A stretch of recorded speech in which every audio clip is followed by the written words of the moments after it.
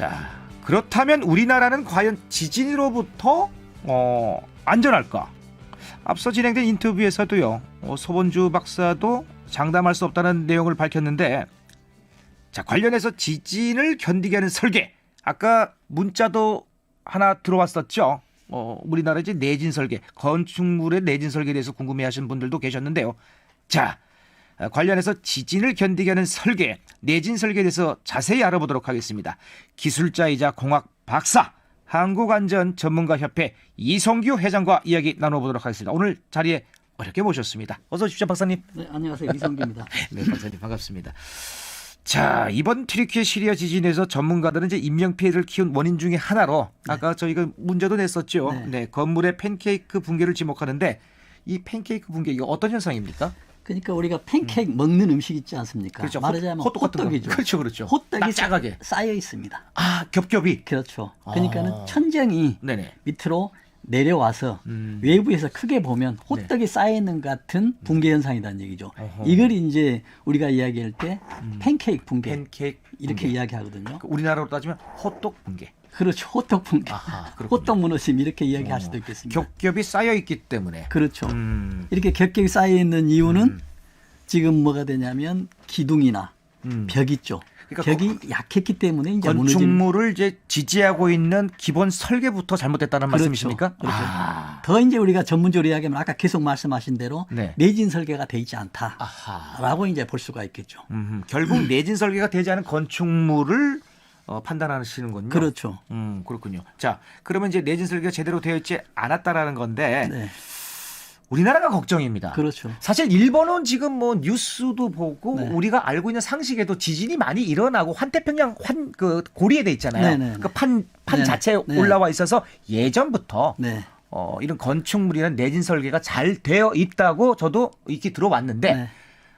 우리나라 건물의 내진 설계는 어디까지 와 있는지, 아까 저기 청취자 여러분들도 지금 8055님도 지금 질문하셨거든요. 네. 우리나라는 언제부터 아파트 내진 설계로 지어졌을까요? 이렇게 질문하셨어요. 네. 어떻습니까? 지금 우리나라도 익히 이제 계속 다 알고 있잖아요. 왜냐하면 네네. 지진 안전 국가가 아니고 네네. 이제 지진 사각지대 국가가 되고 있어요. 지진 사각 국가가 되고 있습니다. 네. 그러나 이제 우리나라가 제도가 이제 바뀌어지는 게 좀 뭐 올해는 됐습니다. 네. 1988년도 1988년도요? 네. 오. 이때부터는 어떻게 되어 있냐면 지진에 대해서 네. 좀 견디도록 설계를 해야 된다라고만 대충 설계돼 있습니다. 규정이 명확하게. 자, 그럼 88년 이전에는 내진 설계 개념 자체도 없었다는 얘기입니까? 아예 그 용어가 없었죠. 아, 이거 창피하네요. 네. 그래서 어. 지금 이제 보면은 우리나라가 최근에 네. 약 10년간 보면은 121회가 지진이 발생했어요. 하하. 그리고 가장 가까운 3년 동안에 보면은 네. 18회 정도 발생이 돼 있거든요. 네. 그렇다고 보면 보면 지금 1988년도 이전에는 내진 설계가 돼 있지 않아서 굉장히 불안하다. 불안하다. 그러나 지금도 내진 설계가 돼 있다 하더라도 정말 지진이 어느 정도에서 견딜 수 있느냐. 네. 이거는 지금 장담할 수 없는 구조로 돼 있어요. 지금까지도. 그렇기 때문에 굉장히 위험하죠. 그러면 1988년 이전에 지은 건축물들은 지금 뭐 전혀 손을 쓸 수가 없다라는 얘기네요. 그렇죠. 아무 상태가 없이 지어졌기 때문에 지금 이제 손을 쓸 수가 없다라기보다도요. 네. 지금 이제 보강을 할 수가 있거든요. 아, 그러니까 기존에 지금 건축물에서 조금 보강을 해서 그렇죠. 조금 더 네. 그나마 안전하게는 그렇죠. 버티게 할 수는 있다. 그렇죠. 이런 말씀이신 거죠? 그렇죠. 그래서 보면 우리가 건물로 보면은 저는 한 50년 정도 되잖아요. 50년은 돼야지 네. 수명이 다 됐다. 그렇죠. 그래서 50년 정도 되는 건물은 네. 우리 사람으로 이야기하면 한 90세 정도 본다고 하면 됩니다. 어허. 그럼 우리 90세 인간을 사람을 어떻게 보강을 할 수가 있는데 한계가 있죠. 네네. 그래서 이제 정부에서는 그렇죠. 이제 노후된 건물들은 네. 이제 재건축이나 재개발로 해서 새롭게 하면서 이제 여기에서 이제 내진 설계가 이제 타이트하게 들어가야 된다라는 이제 그런 제도를 하고 있고 이제 앞으로 이렇게 나가고 있긴 합니다만은 현재 상태로는 굉장히 불안합니다. 왜냐하면 지금 현재 상태를 보면 지금 민간 건물 있지 않습니까? 네네. 여기서는 15%밖에 내진 설계가 안 돼 있어요. 아. 85%가 부족하게 돼 있습니다. 공공 건물 같은 거 있죠. 이건 방송 공공 건물이잖아요. 여기는 20%가 민간 건물보다는 좀 높지 않을까요? 조금 높아요. 근데 20%, 아이고, 거기서 5%, 거기는. 거기서 거기입니다. 아하. 결국 80% 네. 10채 중에 6채는 네. 8채는 지금 완전히 지진에 노출돼 있다. 굉장히 불안하다. 근데 돼 있다 하더라도 문제가 되는 겁니다. 왜냐하면 집이 무너지는 게 아니고 지진이 왔을 때는 집은 무너지지 않더라도 집 안에 있는 어떤 부착물들 있지 않습니까? 네. 이런 것들이 무너져서 2차 사고. 2차 사고 또 길을 가다가 어떤 간판이나 이런 거 있지 않습니까? 그렇죠. 공사장에 그렇죠. 땅이 또 뭐 어떤 꺼지고. 부착물도 무너진다.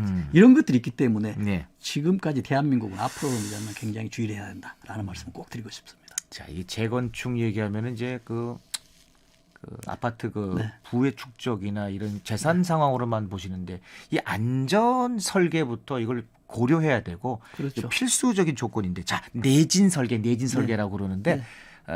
한 번 더 좀 정리를 해 주시죠. 내진 설계란 뭡니까? 그렇죠. 우리가 이제 한문으로 보면은 네네. 내자가 인내할 때 내자입니다. 네.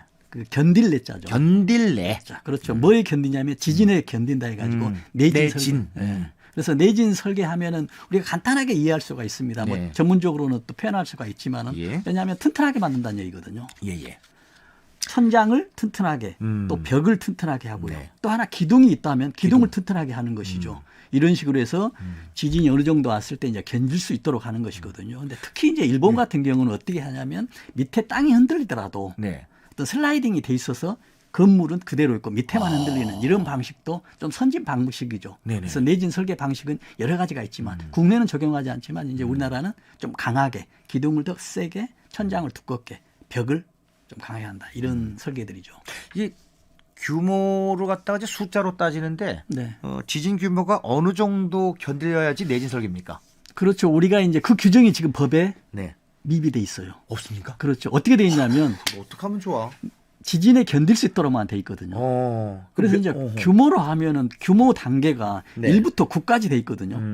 그래서 굉장히 달라요. 네. 예를 들어 지진에 5에 돼 있다 하더라도 이 지진이 어디서 발생했냐에 따라 또 다르거든요. 네. 그래서 이런 제도적으로 굉장히 미비한 상태입니다. 네. 지금 현재 우리 대한민국의 위험하고. 지진에 대한 구조가. 자, 우리 이거 생활로 한번 돌아가 보면요. 네. 지금 뭐 사실 지금 뭐 아파트를 샀다 아니면 뭐 이제 인테리어를 한단 말씀이에요. 네네. 네. 이게 개인적으로 인테리어 많이 하고 또 시야를 탁 트게 한다고 베란다 트고 뭐 네. 이러시는데 내력볼 또 부수는 경우까지 네. 있습니다. 지진이라는 이 재난 상황이 오면 이게 큰 위험에 노출되는 건 확실한 거죠. 아, 굉장히 위험하죠. 그거 참 위험할 것 같아요, 진짜. 그렇죠. 우리가 네. 이제 벽이 있거든요. 네. 벽이 있으면 네. 지금 천정을 건물을 지지하는 벽이 있고 예. 아니면 칸을 분리하는 벽이 있거든요. 네. 그래서 이제 힘을 지지하는 것은 이것도 내력벽이라고 합니다. 네. 이런 것들을 부수면 굉장히 위험하죠. 제도적으로 내력벽은 전혀 손을 대지 않도록 돼 있어요. 네. 왜냐하면 인테리어나 리모델링을 할 때 지자체 신고를 하거든요. 맞습니다. 신고할 때 제도를 하는데 그럼에도 불구하고 불법으로 내력벽을 손을 댄다라고 했을 때는 정말 위험한 상황이죠. 중요하죠. 그렇죠. 네. 내가 살고 있는 나만의 위험한 게 아니라 나로 인해서 주변이나 주변 건물들이 위험하기 때문에 꼭 유념해야 된다고 생각합니다. 자, 만약에 지진이 발생한다면 올바른 대피 역시 피해를 최소화할 수 있는데 대피 요령 짧게 좀 말씀해 주실까요? 그렇죠. 네. 지진이 지금 발생하면은 뭐 잠깐이거든요. 네. 몇 분 상관인 겁니다. 그래서 그 상관을 피해야 되거든요. 네. 그러나 또 몇 분 있다가 또 여진이 올 수도 있지만 네네. 지진이 오면 보통 길어야 10분 이내, 네. 많아 5분 이내거든요. 2, 3분간 피해야 되거든요. 네. 그래서 여기서 이 건물에 지진이 났다. 났다. 라고 한다면 가장 피할 수 있는 방법이 이 책상 밑에. 책상 밑에 그렇습니다. 자, 부끄러운 게 제가 일본 여행 갔을 때 네. 호텔에서 이 지진에 대한 대피 영상이 호텔에서 나오더라고요. 그렇죠. 난 깜짝 놀랐어요. 네. 그래서 오히려 여기 지진 나는 곳인가 그랬는데 일상화돼 있더라고. 일본. 그렇죠. 네. 우리도 좋은 건물에 가면은 그렇게 하는 것도 있지만 이게 네. 전부 다 표준화가 돼야 됩니다. 아하. 그래서 지진이 나는 곳에 대해서는 우리가 가장 긴급하게 여기 한다든지 아니면 여기서 또 뭐 다른 뭐 화장실로 간다든지 아니면 뭐 농 같은 데 있지 않습니까? 네네. 그 순간을 1, 2분간 피한 다음에 네. 그 다음에 이제 또 엘리베이터를 타고 네. 밖으로 대피를 해야 되겠죠. 자, 회장님 질문 하나가 들어왔는데 네. 6505님이 내진 설계 전문가가 따로 있습니까? 라고 질문 들어왔습니다. 아, 그렇죠. 지금 우리가 건축 설계할 때요. 네네. 내진 설계 전문가가 아니고 네. 내진 설계를 강하게 할 수 있는 어떤 건축 설계나 기술사들이 충분히 할 수 있는 내용입니다. 네. 그러나 이걸 하게 되면 비용이 많이 들기 때문에 그렇죠. 안 한다 뿐이죠. 앞으로는 이게 꼭 하셔야 될 것 같습니다. 그렇죠? 네. 자, 그리고 끝으로 이제 대피 장소는 이제 어떻게 찾으면 되는지 이것도 끝으로 네. 말씀 좀 해주시죠. 그렇죠. 우리가 네네. 지금 가장 중요한 것은 재난이 났을 때 음. 모든 것뿐만 아니라 어디로 대피를 해야 되거든요. 그럼 그 네. 장소가 어디냐가 굉장히 중요한데요. 네. 우리가 요즘은 인터넷 휴대폰에 다 돼 있지 않습니까? 아, 그렇죠. 그죠?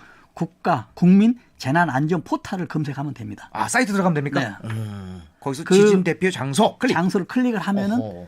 내가 있는 곳에 지역의 어떤 그 자치구를 입력하면은 자세하게 나와 있기 때문에 비상시에는 꼭 활용하는 것이 아주 중요하다고 생각합니다. 네, 고맙습니다. 오늘 여러분들 문자는 많이 소개 못 해드렸지만, 네, 지진에 관해서 여러분들 좀 궁금증이 풀렸으리라 생각됩니다. 지금까지 기술사이자 공학박사 한국안전전문가협회 이성규 회장님이셨습니다. 감사합니다.